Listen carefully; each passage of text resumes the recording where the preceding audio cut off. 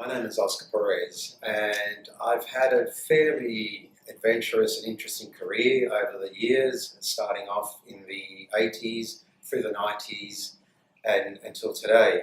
I've worked in Australia, I've worked in North America, and I've worked right across Asia. For the last 8 years, I've been based in Singapore. It's been a good progression throughout my career and something that I'm very proud of.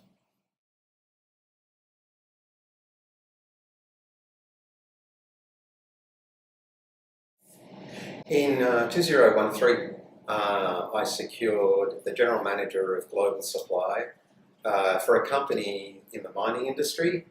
It was at that time the biggest job in my career. It started to go really, really well, but unfortunately 2013, 2014, 15 and 16 were the worst times to be in the mining industry. The tone wasn't good, the morale wasn't good, sales weren't met.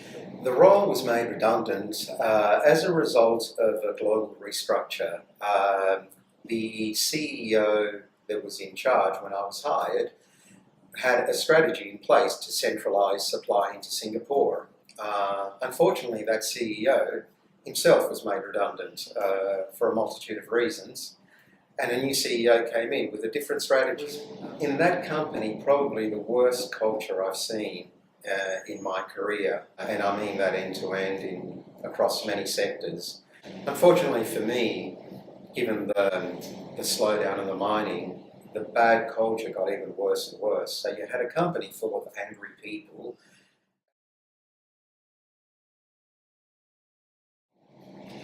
I was angry, I was fairly pissed off actually, because I'd given my loyalty to the company. I was proud to be there. So then to get called into an office and say you no longer need it, that's a blow to the system. And the hardest thing is not to take it personal. I had to get my mind off it. I had to do something else. I had to do something radically different. And I had to get my own health, my own mind, my own nutrition, and I had to take that into my own hands. So I decided to take up cycling because I was excessively overweight, and there are many forms of aerobic exercise. Swimming. Well, I've been training very vigorously for over a year now. The results in that I lost about 20 kilograms.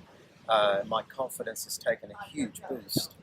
The other result is, as I present myself to headhunters, to employers, I present a different person than I was before. I'm more confident. I look better in my clothes. I look fitter. I look younger.